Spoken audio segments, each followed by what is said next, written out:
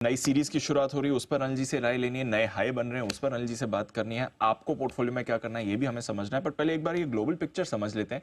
कल जब हम बंद हो रहे थे अनिल जी, तो डाउ अच्छे संकेत दे रहा था, डाउ फ्यूचर्स। हालांकि नैस्डैक में हमें नरमी दिखी थी, बट कल तो और बढ़िया कमाल करा है डाउ ने सर। बहुत बढ़िया, कमाल कमाल की कमाल धमाल जश्न जबरदस्त होता दिखा है। और इसीलिए ज़्यादातर लोग ये मान रहे हैं कि अमेरिका में मंदी मंदी। तो उस पर मेरा सवाल मेरा आज यही कि कहाँ है मंदी, किस तरह से मंदी में, और क्यों मैं ये कह रहा हूँ देव, इसकी दो तीन चीज़ें आपको समझनी होगी। कल क्या हुआ है, कल लाइफ हाई क्यों बना है?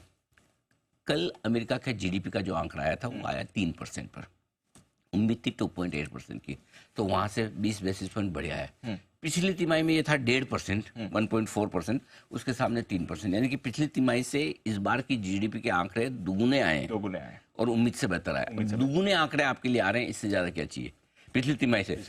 और पिछली बार में जब ये मंदी की बात हो रही थी इस महीने की शुरुआत में, तो हम यही बात कर रहे थे भाई मंदी के लिए तो अगर 2 तिमाही जीडीपी आपकी नेगेटिव ना जाए तब तक आप उसको मंदी मानिए मत। या मंदी नेगेटिव जाने का डबल आ रहा है, 3%। कहाँ किधर मंदी है, मतलब लोग कुछ भी, मतलब मैं ऑनेस्टली बोलूँ, हम अमेरिका से इतने 12-18-17-18 घंटे दूर बैठे हैं, हमें मंदी नहीं लग रही है ना। जिस दिन मंदी की खबर, हम पहले दिन से हम बहुत सिंपल सा एक फॉर्मूला लेके, कोई मंदी वंदी है ही नहीं, कि दूर दूर तक नहीं है, करेक्ट। अब ऐसे जीडीपी के आंकड़ों में मंदी नहीं, तेजी है।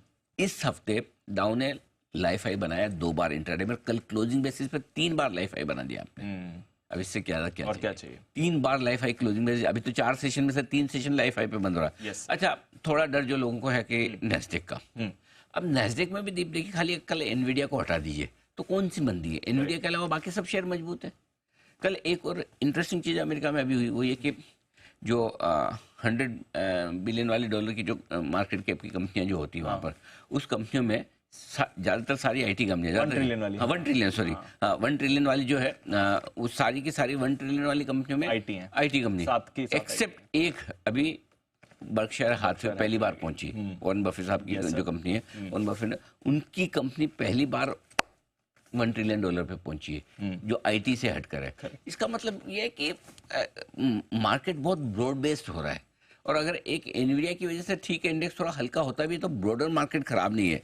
सो मेरा ये मानना है, आखिरी लाइन जो काम की अमेरिका को लेकर मैं आपको बता दूं, अमेरिका तो छोड़ो, अमेरिका के दूर दूर तक कहीं मंदी नहीं है। अमेरिका के आसपास की छोड़ो, अमेरिका की छोड़ो, अमेरिका की दूर दूर तक किधर मंदी है नहीं सर। हाँ, कोई मंदी नहीं है। अमेरिका के बाजार बहुत जबरदस्त बुलरन में है। हाँ, हो सकता है किसी को नैस्डैक S&P देख कर लगे कि थोड़ा उतना नहीं बढ़ रहे हैं, लेकिन हर रोज हर मार्केट बढ़ना भी क्यों चाहिए? सिंपल सी चीज़ है, कभी कम बढ़े, कभी ज़्यादा बढ़े, कभी कोई और बढ़े, कभी कोई और बढ़े, बट ओवरऑल इससे बड़े ग्लोबल संकेत आपको क्या चाहिए? मतलब लगातार 11 दिन आप तेजी में, और 12वें दिन अगर इससे ज़्यादा और क्या मिलेगा आपको? So I am happy with all this global cues, कोई प्रॉब्लम नहीं है, कोई प्रॉब्लम नहीं, नॉट एट ऑल। ग्लोबल बाजारों ने तो हमें अच्छे मूड में टेंशन फ्री कर दिया है। थोड़ा सितंबर सीरीज की भी बात कर लेते हैं सर। अगस्त सीरीज के एक्शन के बाद स्पेशली एक बार बीच में पैनिक हुआ, बट उसके बाद रिकॉर्ड ऊंचाई पर बंद हुए हैं। अब नई सीरीज पर क्या व्यू बनता है?